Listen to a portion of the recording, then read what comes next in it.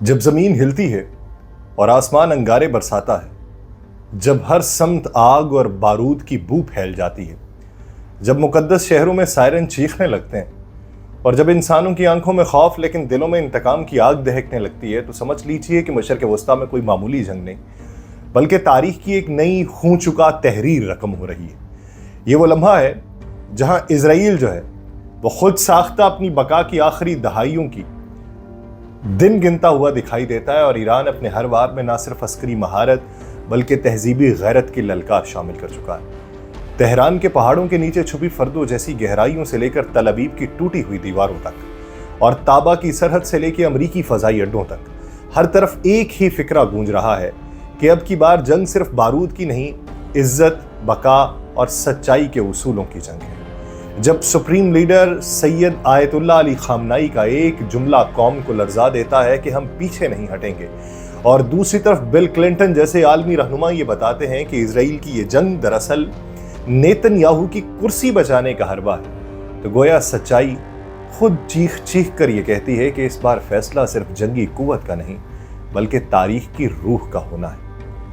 ये मार्का सिर्फ ईरान और इजराइल का नहीं है बल्कि ये दुनिया के दो वाज़े ब्लॉक्स, दो तहजीबों, दो आलमी ज़मीरों के दरमियान है। हर मिसाइल, हर ड्रोन, हर धमाका इस दुनिया की नई तकसीम का एक ऐलान है और हम तमाशाई नहीं बल्कि इस आलमी धमाका खेज स्टेज पर तारीख के जिंदा गवाह हैं। आप सब पर सलामती हो। मैं यासिर रशीद हूँ और आप देख रहे हैं यासिर रशीद ऑफिशियल।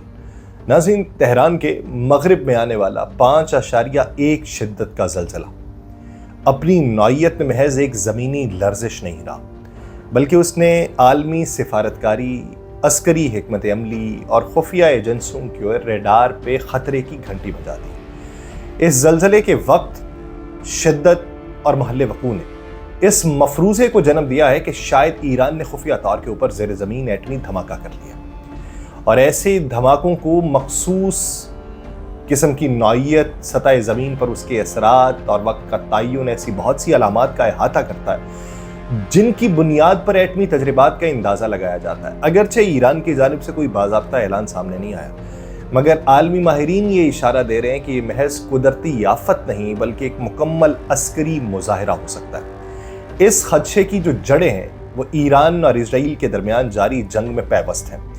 जब ईरान पे बार बार हमले हो रहे हैं और इजरायली हमलों का दायरा कार उसके जौहरी मकामात तक फैल चुका है, तो ईरान के लिए ये बावर करवाना ज़रूरी हो जाता है दुनिया को कि वो सिर्फ मिसाइल बरदार ताकत नहीं।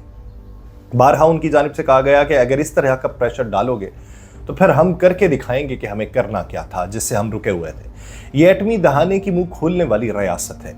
ज़ेर ज़मीन धमाका अगर वाकई जो हुआ है तो ये इजराइल और उसके मगरबी इत्तहादियों के लिए ये वाज़े पैगाम है जो रिवायती सिफारतकारी के ज़रिए नहीं दिया जा सकता था। यानी ईरान ये जताने की कोशिश कर रहा है कि हम बातों से नहीं, ताकत से जवाब देने के मकाम के ऊपर पहुंच चुके हैं और हमने इस हथियार को ज़मीन के नीचे आजमाइश के बाद ज़मीन के ऊपर इस्तेमाल करने का हौसला भी रख लिया।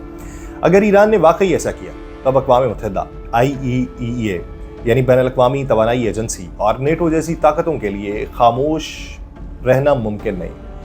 फौरी तौर पे सेटेलाइट डेटा, ज़लज़ला पैमा मरकज़ों के रिपोर्ट्स और जासूस तैयारों से ली गई मालूमात का तज्जिया किया जा रहा है।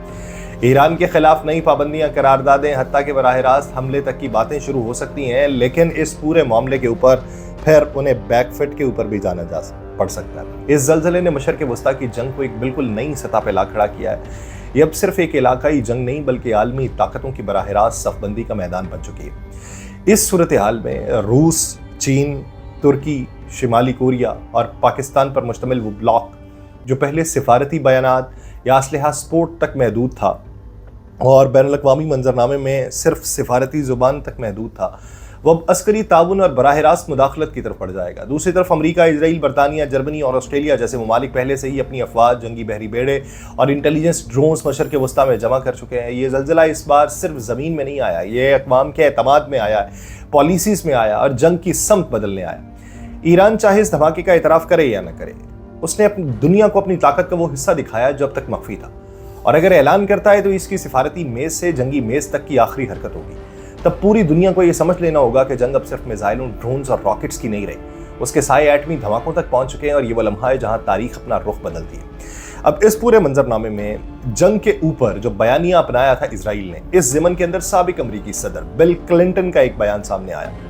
उन्होंने कहा कि नेतन्याहू ईरान से जंग इसलिए चाहता है ताकि वो इक्तदार में कायम रह सके। सिर्फ ये एक सियासी तज्जिया नहीं है, बल्कि मशरक़ वस्ता की मौजूदा जंग के पीछे मौजूद एक गहरी सियासी चाल को बेनकाब करता है। ये अल्फाज उस वक्त इंतहाई मानी खेज हो जाते हैं जब इजराइल अंदरूनी सियासी बहरान, अवामी मुजाहरों और बदएतमादी की फजा से दोचार है और बेंजामिन नेतन्याहू की हुकूमत पहले ही अदालती इस्लाहात, करप्शन इल्जामात और फ़लस्तीन में जारहाना पॉलिसीज़ पर तनकीद की ज़द में है। इस ज़मन के अंदर उसके खिलाफ तहरीक अदम एतमाद दाखिल होती है और सिर्फ वो 3 वोट से बचता है और फिर उसके बाद जंग शुरू हो जाती है। ऐसे में एक बैरूनी दुश्मन के खिलाफ जंग इसलिए सियासी बका का हथियार बन जाती है। ईरानी हमले हों या इजरायली जवाबी कार्रवाइयाँ हों, उन सब के बीच अगर किसी एक शख्स को फ़ायदा होता दिखाई दे रहा है तो वो बेंजामिन नेतन्याहू, जो अपनी हुकूमत के खिलाफ उठने वाली अंदरूनी लहरों को जंग के शोर में दबा चुका है। बिल क्लिंटन जैसे तजियाकार, बिल क्लिंटन जैसे आलमी रहनुमा, वो ये राय एक तरह से इजरायली क़यादत की नीयत और बेंजामिन नेतन्याहू की सियासी बका की मजबूरी पर सवालिया निशान लगाते हुए दे रहे हैं। जब जंग ज़ाती सियासी मफादात के लिए छेड़ी जाए तो उसके नताइज न सिर्फ तबाहकुन होते हैं बल्कि खित्ते को मुकम्मल तौर पर अदम इस्तेहकाम की जानिब धकेल सकते हैं। डोनाल्ड ट्रंप ने ईरान के मामले पे अपनी इंटेलिजेंस कम्युनिटी से भी इख्तलाफ करते हुए ये बात की कि तुलसी गबार्ड का जो बयान था वो गलत है। एक रिपोर्टर ने सवाल किया कि आपके पास क्या इंटेलिजेंस है कि ईरान एटमी हथियार बना रहा है, क्योंकि आपकी अपनी DNI यानी तुलसी गबार्ड ये कह चुकी हैं। तो ट्रंप ने दो टोक जवाब दिया कि इसका कोई सबूत नहीं है। तो तुलसी गबार्ड गलत है, फिर मेरी इंटेलिजेंस कम्युनिटी भी गलत है। इसके साथ ही डोनाल्ड ट्रंप ने एक नरम मगर पुरअसरार जुमला भी कहा। वो ये था कि हो सकता है हमें ईरान में मुदाखलत की जरूरत ना पड़े। अब जब ये जुमला कहा गया तो इसके पस मंजर में क्या है? क्या वो एक मुलाकात या फिर बैनुल अक़वामी सतह के ऊपर अमन प्राइज़ के लिए नॉमिनेट किया जाना?